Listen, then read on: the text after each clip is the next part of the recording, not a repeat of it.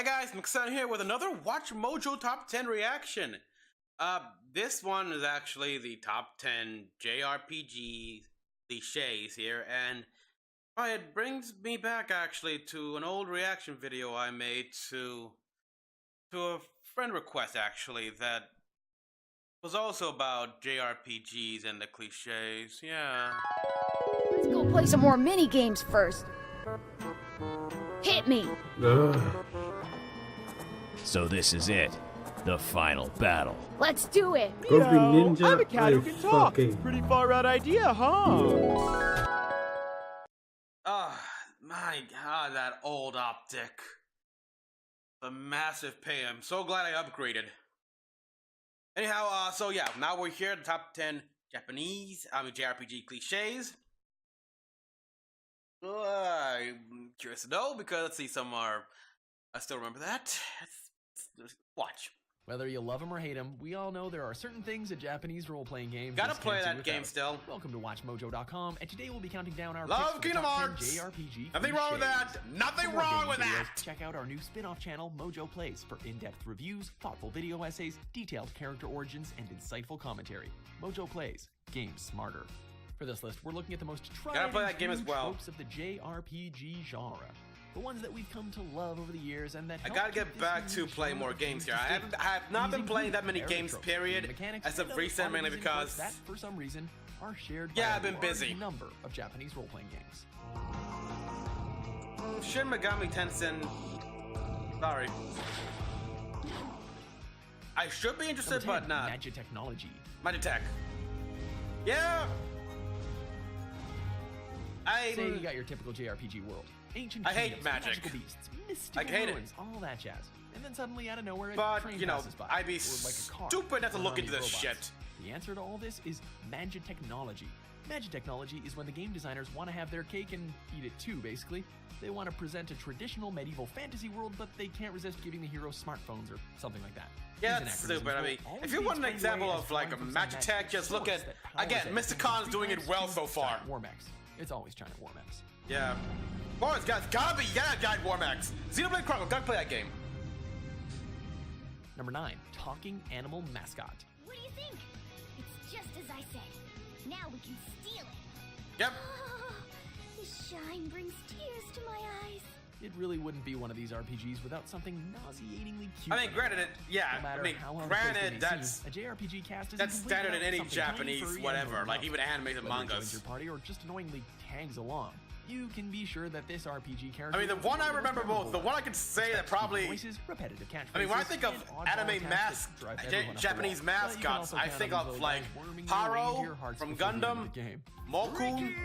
Mokun from Match Knight Ryearth. Number 8, The Look at that. Doomed Hometown. Oh, yeah. Good. I like that movie. Pretty much. Let's face it, JRPG heroes must be an absolute nightmare for real estate agents, because 9 out of 10 times, their sheer presence will mark their hometown as doomed. As a storytelling device, it makes sense. Yeah. What's a more effective call to action than losing your home and your family all in one fell swoop? Likely due to the plot of some evil mastermind. Yeah, but So, isn't that beware typical? whenever you fire up an RPG, don't get too emotionally attached to mom and dad and little Timmy in the village square. Their tastes are definitely numbered. Again, it's just standard trope of any Japanese, whatever. Number 7, Yeah. Convoluted Plotline. My 12 selves would welcome me here on this day, when I would return It's just that he a has, complete yeah, person. Xehanort has This just might be a multiple spoiler alert plans. if you can manage Like, to figure out what the heck is going Backup on. plan, a backup For a plan, genre that backup has so plan, many you know, tropes and just standards, you expect plot lines to be elegantly simple. No. After all, you're a simple hero from a small village out to take out the big bad guy and his nasty world domination plans. Okay, yeah, look, I gotta say, yeah, the hero would be simple, but the bad guy, nah, he ain't simple. That's the kind of what makes him compelling. I mean, if it was simple, it'd be like a cliche, mustache-twirling villain.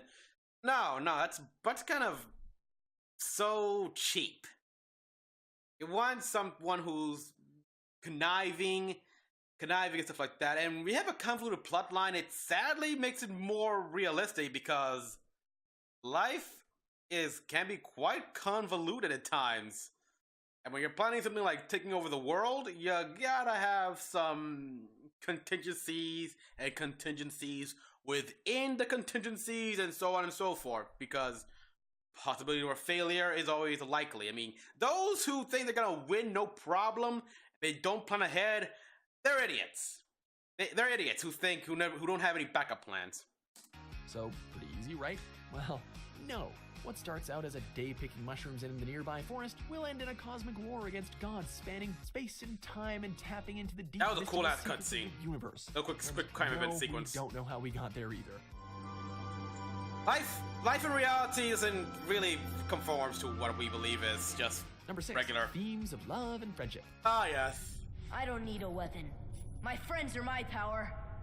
And boy, if they you're are. about to take on the most horrific evil incarnations capable of destroying the world, always bring this with you. No, not your most powerful weapon, not an army of level 99 characters, but the power of love and friendship. Yes. It is, after all, the one thing that always pulls through in a JRPG plotline, even if you're outmatched and outnumbered, a rousing speech, and maybe a montage for good measure.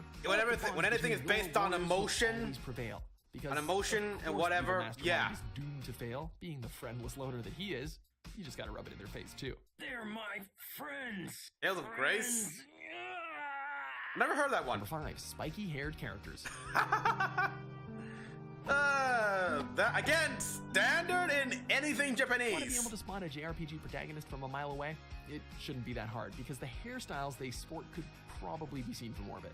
Likely inspired by anime, Japanese RPGs love to give their characters spiky, gravity-defying, improbable hairstyles. I like Logic that. behind it? Well, it looks cool, duh. I mean, what Yep. other reason could you possibly want? Yeah, It's it not does. actually just hair either. This logic extends to some of the ridiculous things that they wear too, which are usually just there to service the rule of cool. Who needs protective gear when you look as rad as these dudes? I don't care I don't know. politics.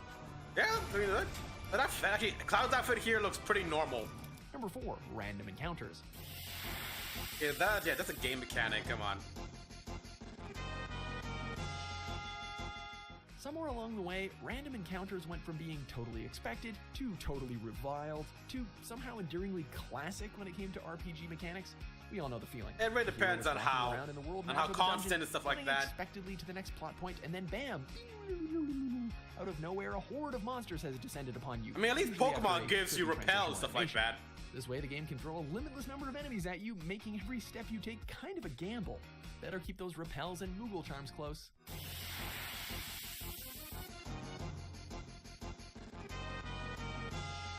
Number 3, final boss with multiple forms.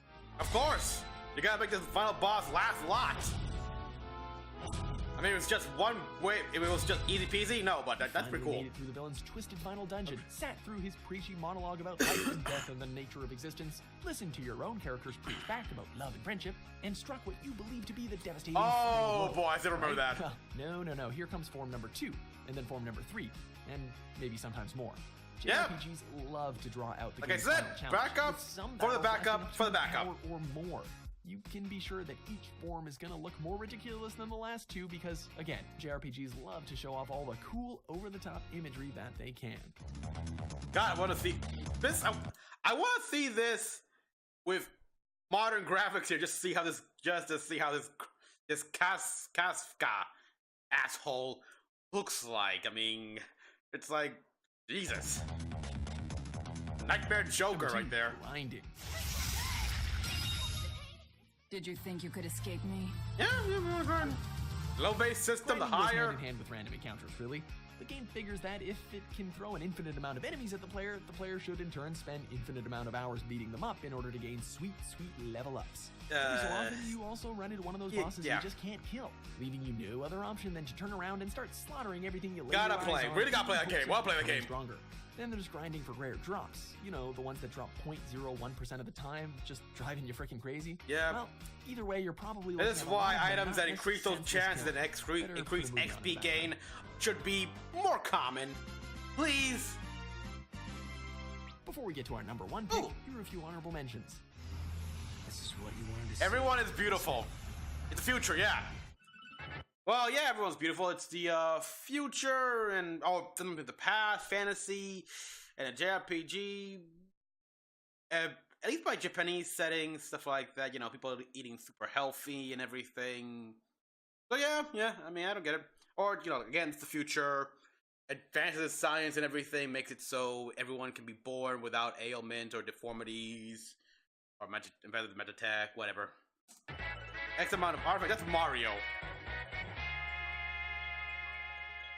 Okay, Mario was the head of. Hey! I love this stuff! That made sense, okay? Number 1, impractically big swords. And this is my sword, the Purple Lightning Dream Smasher! If you want a taste... Okay, acknowledging the sunrise pose here. The English dub on this thing is just... No. Just no. This is... This is why games should always have the option to change to the original Japanese dub,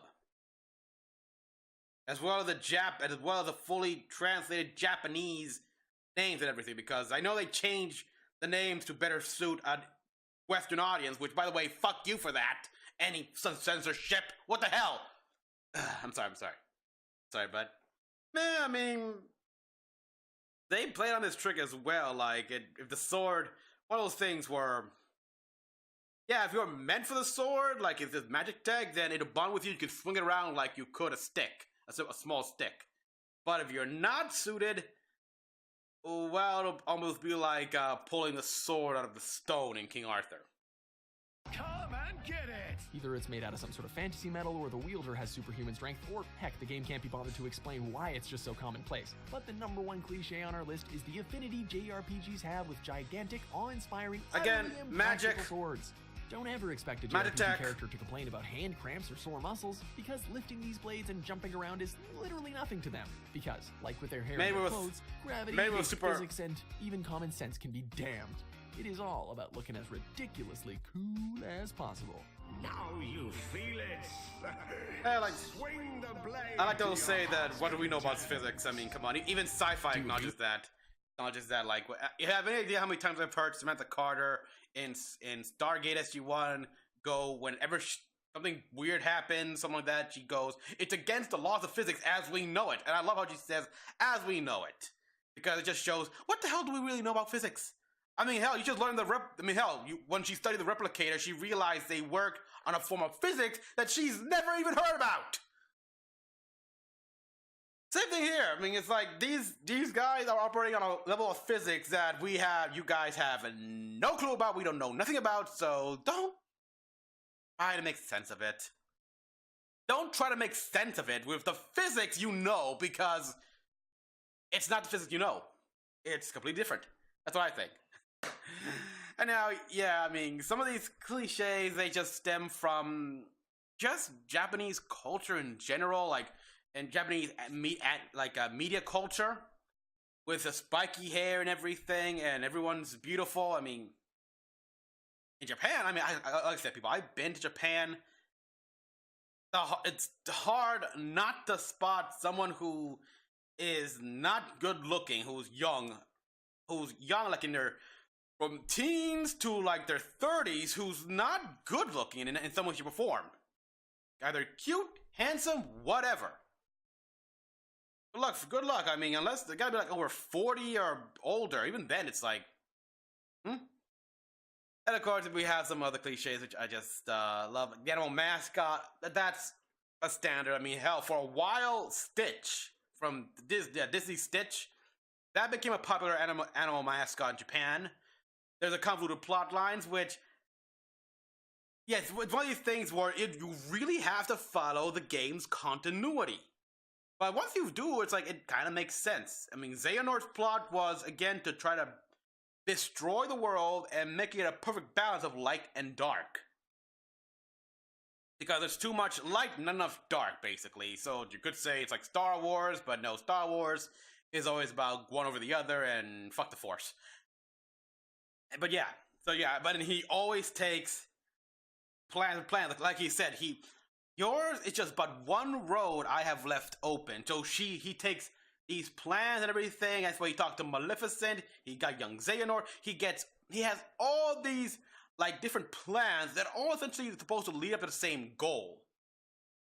So yeah, as long as you know what his end goal will always be, you can pretty much follow the convoluted plot lines. Oh boy, but yeah, okay, Magitech. Again, I mean, Western Magitech, if you want a recent example, go watch Mysticons. I mean, that's modern fantasy with magic being a key source for a lot of stuff. It makes sense, really. I mean, that's what I want. That's what I want, actually. More modern fantasy stuff. Like, you got a modern world setting, but there's fantasy in the mix, and in my opinion, like I said, shows like the Mysticons and even Ruby. Because yeah, Ruby technically is, even though they established a difference between magic, it's still pretty good. It's still like, yeah, I mean, with dust, semblances, and aura, it can still be considered fantastical. And of course, the Grim. So yeah. Oh boy.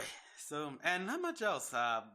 There's so many cliches here that it's just some annoy me that they hate. Like the final boss form, or having different forms. It's like, why the hell not? I mean, we even copied that for some games here. Like, granted, when I was playing South Park: The Fractured Butthole, I mean, when we fought like Professor Chaos for the first time, he had the Robo-Mech that had basically like few forms here, and of course the J-pop song. It's like, what's wrong with that? What's wrong with promoting some song made for the game? It's part of the game. I mean, at least in Final Fantasy X-2, it was like part of the game where Yuna becomes a singer, and I like those J-pop songs. I really do. Well, of course, I lean towards more J-rock, but that's neither here nor there. And I will never, ever think that giant swords should be a problem.